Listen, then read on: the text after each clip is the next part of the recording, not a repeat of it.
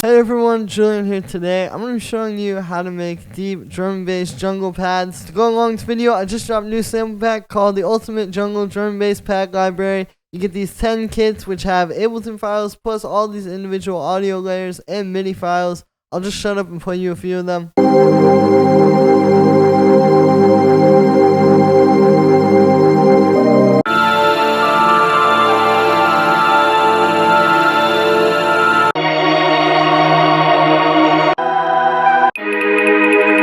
So you can hear it's all super nice, ethereal, ambient stuff. Plus you get these bonus acid lines and effects. Links at the top of the description. This is something you can grab right now that will take your music to the next level today. It's a really, really great pack that I put together for you guys. Don't miss out. Link is at the top of the description. And let's dive in. Alright, so I've got two pads here today where I'm going to show you how to make these. Because there's a lot of different techniques where I think people try to make just kind of generic pads. So I'm going to show you all the layers you need to actually nail the proper sound. So this first pad, we got 3 layers. We got, so kind of like our main chords. We've got some more chords which are kind of just notes from the same scale that the first chords are in, but obviously like kind of a contrasting musical part,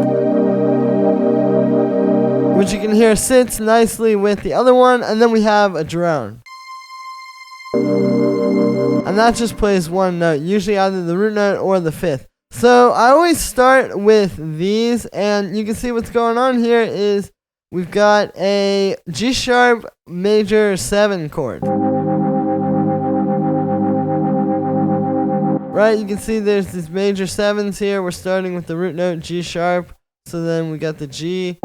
It gives it, you want these like more jazzy kind of, you know, deep chords like this. This one,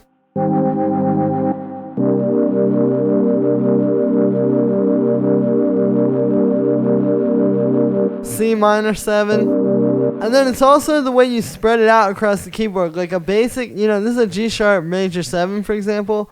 Like we could just draw that in, right? You know, just kind of basic.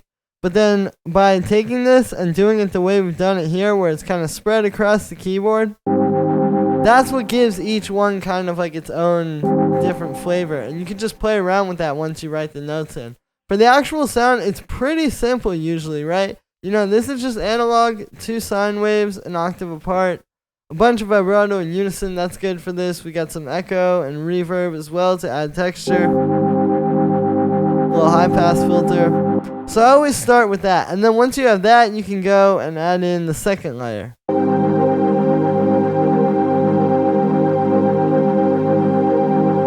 Now, the secret to the second layer is it may seem complicated because, again, you already have a chord progression. How are you going to have another chord progression playing under it? Well, it actually becomes very simple if you know the notes in the scale that you're trying to do here. So, for example, we're in G sharp major.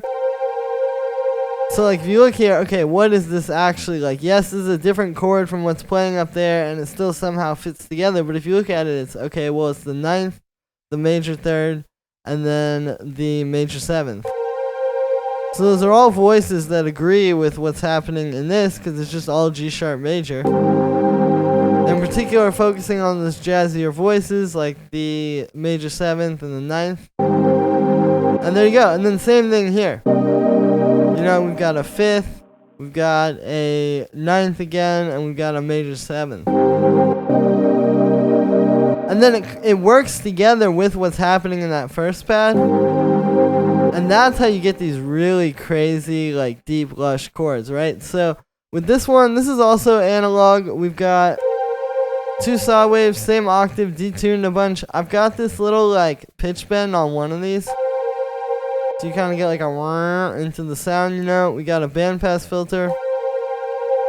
Because you want this to be a bit smaller so it'll kind of fit together with the first pad, right? And then we've got some vibrato, unison, chorus, reverb, high pass. And then the last is just the drone. So yeah, this is that, you know, popular string. This one is just playing a C. So it's actually playing the major 3rd.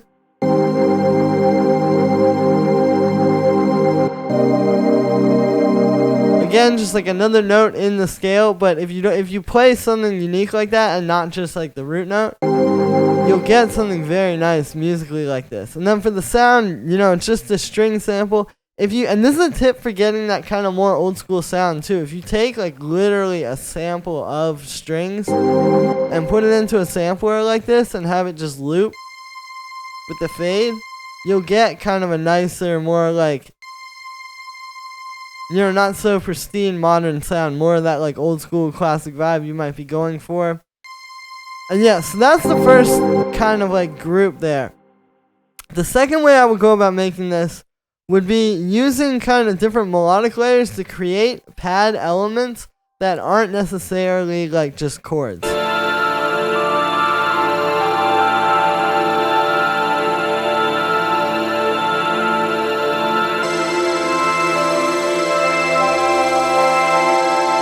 So what's happening here is you can see we've got the chords, right? We have a pad, but then we have this piano, which is playing different notes. Again, same deal as before, just notes in this scale. In this case, we're in the key of D minor. Right? So it's like root note, minor 7th, 5th, 4th, 5th. And then it's the same notes down here, just like down an octave on the first two. And then you put that into a bunch of echo and reverb, right? It's just a piano, but with a bunch of that. And you can see it'll add notes essentially on top of that pad.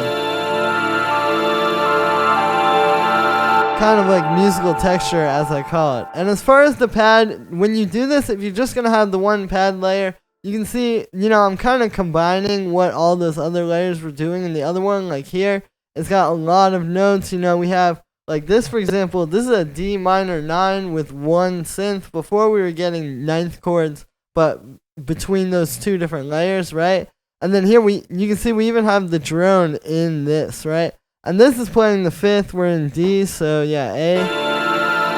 And that's kind of nice too to have like one note when this changes over here to this F major. To have one note that's just been staying the same the whole time.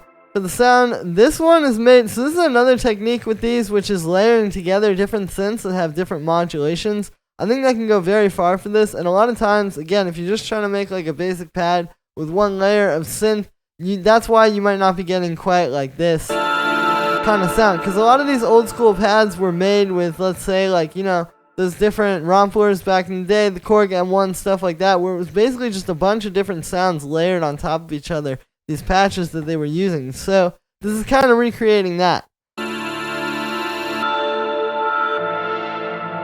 You see it's 3 different layers, which all have different modulations and sound very different, so they come together to make one very full thing, right? So the first one here is analog. It's 2 saw waves an octave apart.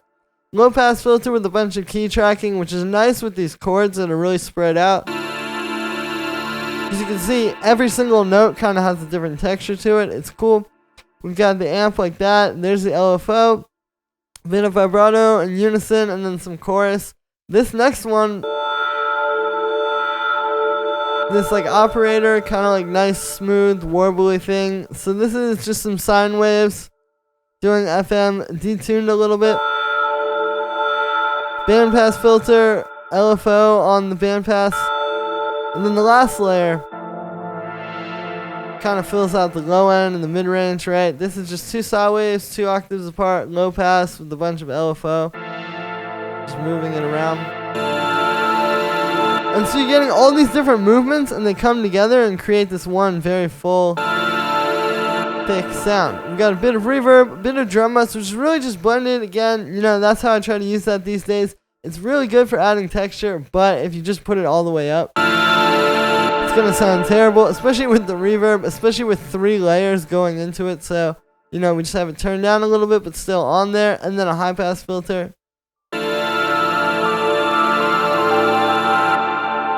And there you go. So that's going to be it for this one, guys. I hope you enjoyed. As always, make sure to like this video as well as subscribe. And let me know what you think of this video in the comments. Like I said in the beginning, you can get the Ultimate Jungle Drum Bass Pad Library. Link is at the top of the description on my website. This is the best thing you can do right now to make the best music of your life today. Again, I'll just play you a few little demos.